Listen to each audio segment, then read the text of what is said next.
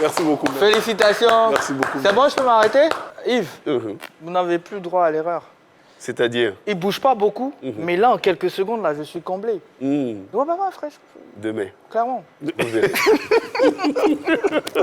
Allez, amis téléspectateurs, on va parler à présent des AG. Assemblée générale à foison, fruit de la pression du comité de normalisation de la FIF. On en parle et c'est avec Yellow, naturellement. Yellow Blémonde, la grande, la sublime. Bonsoir. Bonsoir Yellow. Bonsoir Yellow. Non, mais mon dos à bado. J'ai mal. Vraiment Yako. Merci. Mais c'est comment la préparation Paris 2024? Par rapport à quelle discipline? Non, l'athlétisme, je pense que je pourrais bien remplacer Talou. Vous voyez. Ah, vous voulez pas courir avec elle, vous voulez la remplacer carrément? Possible. Bon, c'est bon, vous êtes consolé pour Dozabado de... Oui, ça va. C'est bon? Oui. Bonsoir Maurice, bonsoir. Bonsoir Yellow. Bonsoir Yellow. Alors, Yellow, on parle d'AG, on parle de pression. Qu'est-ce qui se passe? Alors, à l'approche du délai de rigueur instauré par le CNFIF, les associations sportives ivoiriennes se mettent au pas.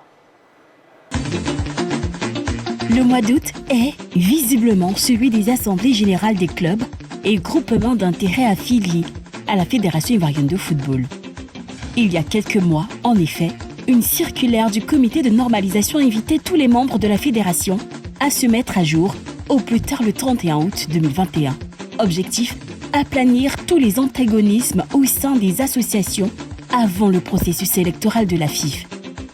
Sur le terrain, l'effet de cette injonction est palpable. Le 31 juillet dernier, Bouaké Football Club a donné le ton.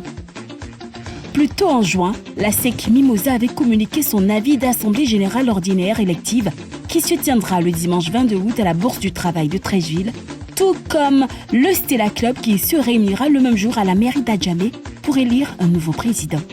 La FI a, quant à elle, revisité mardi dernier ses statuts et règlements intérieurs.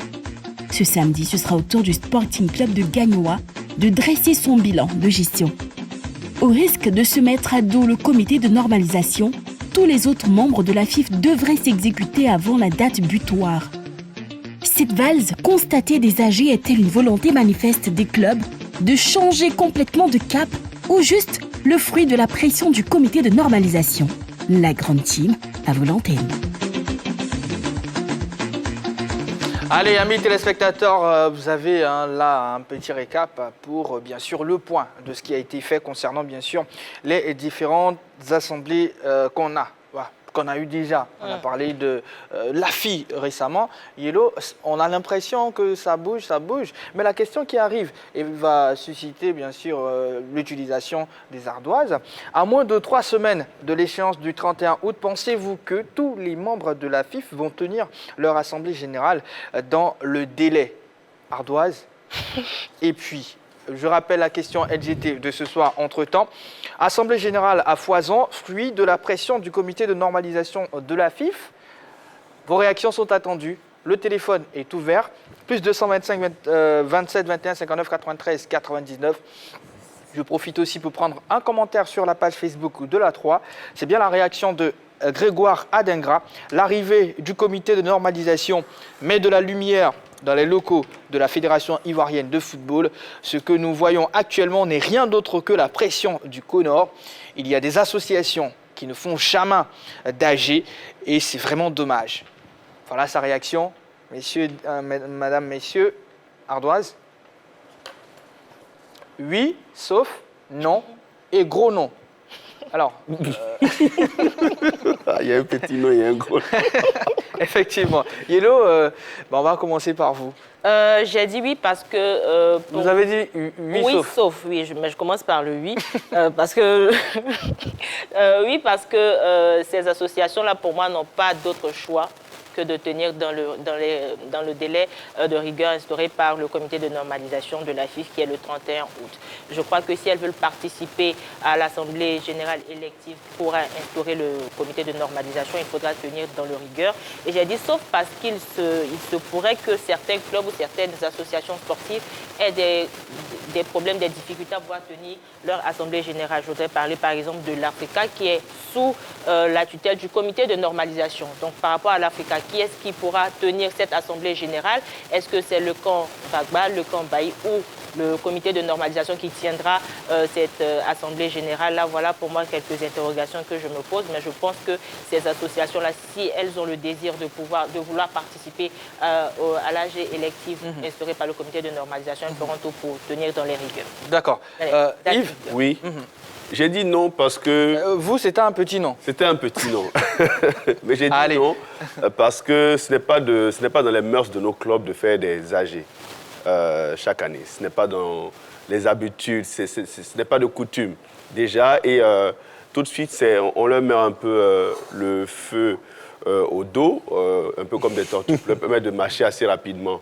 Mais je vais dire, chasser le naturel revient toujours au galop. Et vous remarquez que dans l'élément, on a cité 3 associations qui ont déjà fixé une date pour faire leurs AG. Ce qui n'est pas le cas de tous les clubs qui sont affiliés à la FIF. Donc ça veut dire tout simplement qu'il y a des clubs qui ne pourront pas.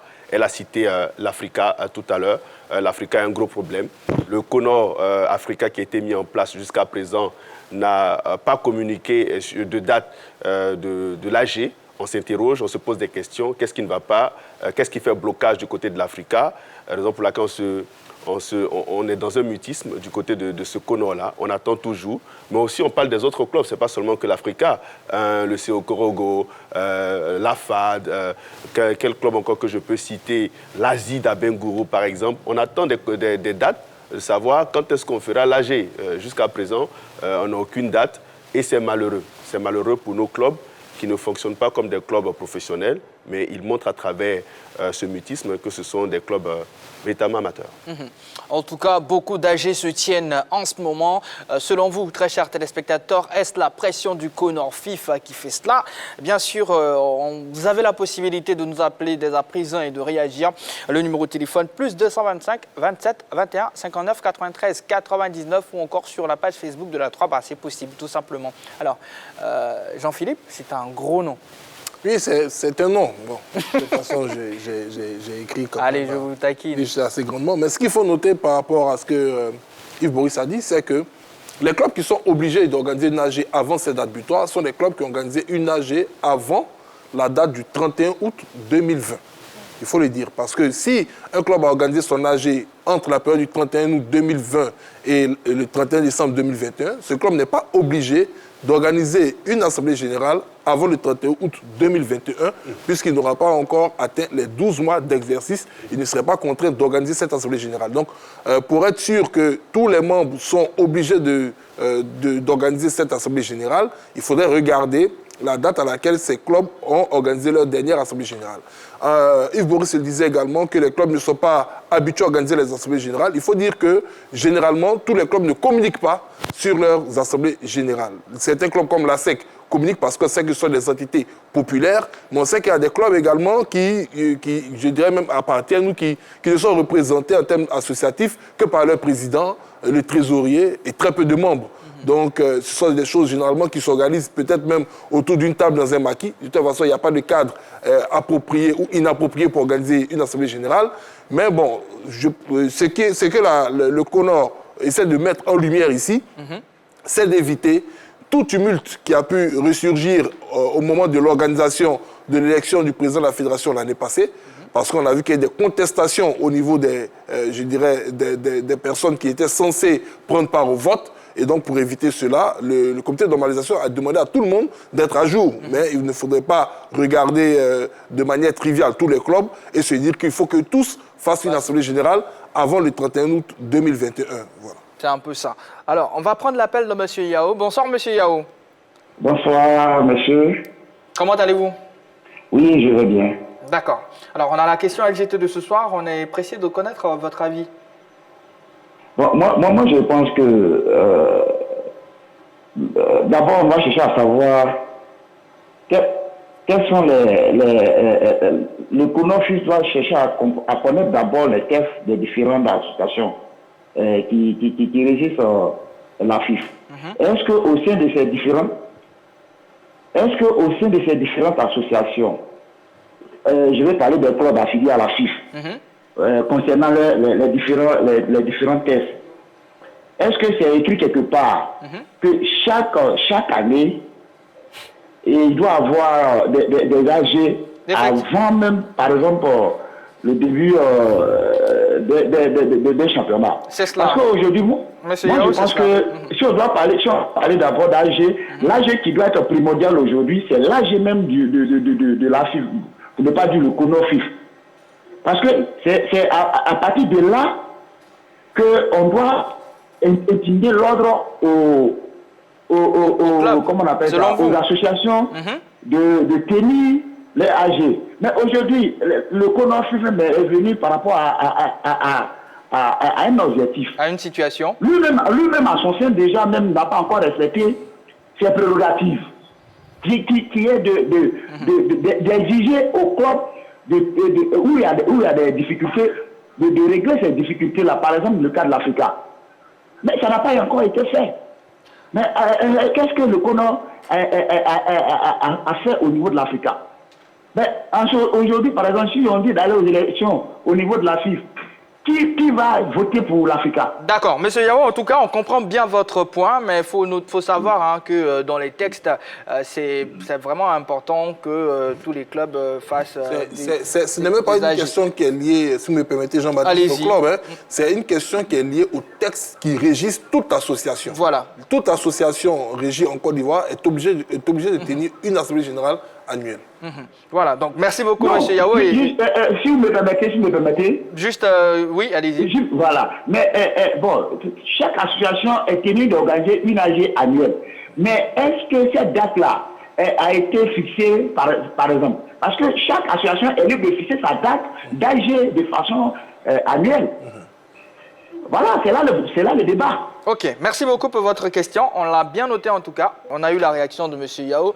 Déjà, Jean-Philippe, Yves Boris, est-ce que vous pouvez éclaircir la lanterne de tous nos téléspectateurs concernant les questions soulevées par le... C'est ce que j'ai expliqué tout à l'heure. Très clair tout à l'heure. Si entre le 31 août 2020 et le 31 décembre 2020. Si on a organisé une AG, je pense que ça couvre jusqu'en 2021. Donc, les clubs qui auront fait des AG en 2020, pendant cette période-là, sont bien dans le canevas, j'ai envie de dire, dans la période pour participer aux élections de la FIF. Donc, je pense qu'il n'y aura pas véritablement de problème à ce niveau-là. D'accord. On va prendre l'appel de M. Soumaoro. Bonsoir, M. Soumaoro. Oui, bonsoir, JB. Vous nous appelez de Gagnoa, c'est bien ça? Oui. D'accord. Alors, Assemblée générale à foison, fruit de la pression du Kono FIF, selon vous? Bon, je dis parfaitement. Et plutôt Jean-Philippe et puis Boris. Et moi, j'ai dit oui.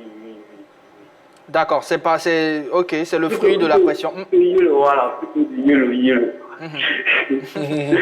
D'accord, ok. Selon vous, c'est vraiment la pression du Kono FIF qui vraiment donne ce résultat-là. Ok, c'est bien noté.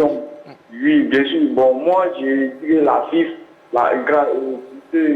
une normalisation. Le Kono travaille pour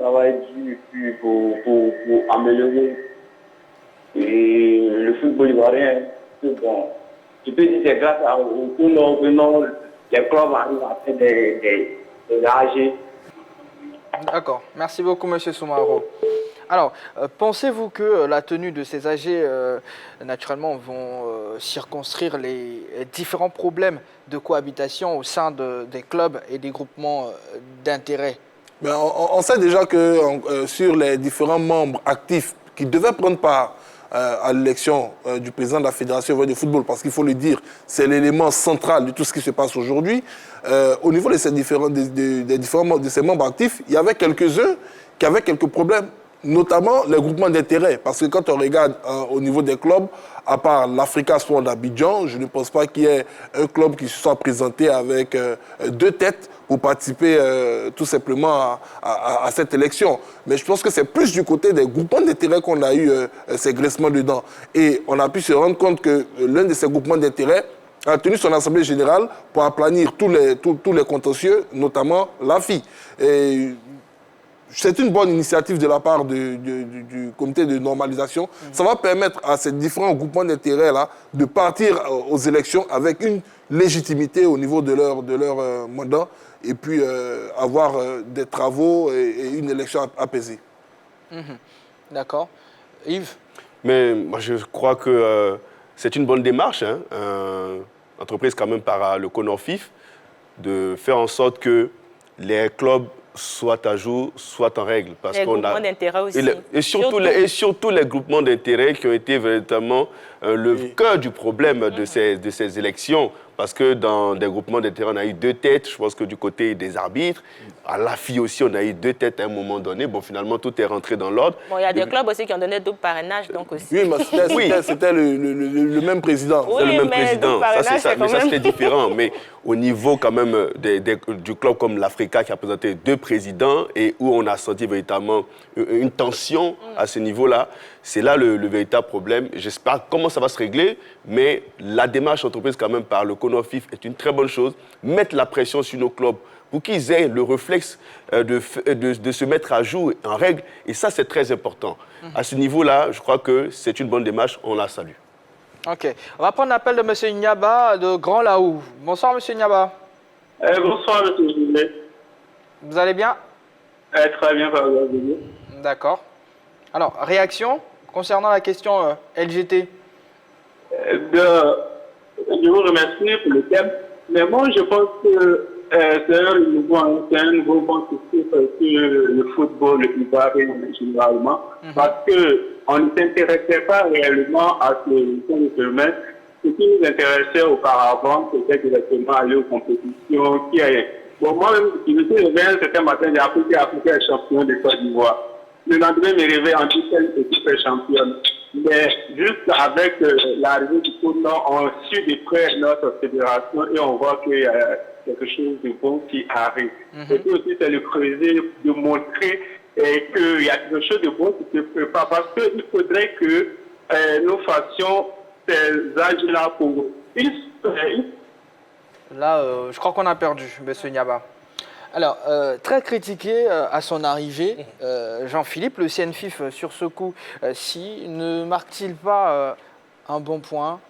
Bon, moi je ne vais pas voir ça en termes de points. Parce que déjà, le comité de normalisation était arrivé avec un chronogramme qu'il devait très bien dérouler et ce point-là ne faisait pas partie de son chronogramme.